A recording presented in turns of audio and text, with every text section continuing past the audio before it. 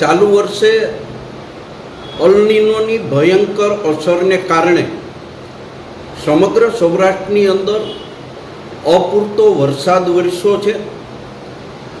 ખેડૂતોએ જે વાવેતર કર્યા છે એમાં જેમની પાસે કૂવા, બોર, ભૂગર્ભ જળની વ્યવસ્થા છે એ લોકો પિયત આપવા માંડ્યા છે, પરંતુ મોટાભાગના વિસ્તારો પિયત વગરના છે. ખેડૂતોનો પાક નિષ્ફળ જાય એમ છે. આખા સૌરાષ્ટ્રની અંદર વાદળછાયું વાતાવરણ છે અને અત્યારે સમગ્ર વિશ્વની અંદર કૃત્રિમ વરસાદ માટેની આધુનિક ટેકનોલોજી પણ હયાત છે, અમલમાં છે.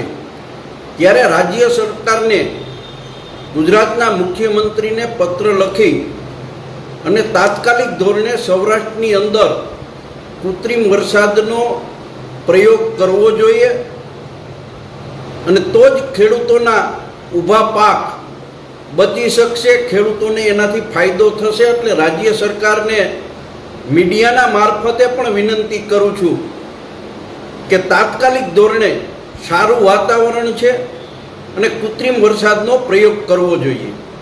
ખેડૂતોને કેવો ફાયદો થશે? 100% જો કૃત્રિમ વરસાદ સફળતાપૂર્વક થાય તો આખા સૌરાષ્ટ્રની અંદર અત્યારે મોલાતની સ્થિતિ સારી છે.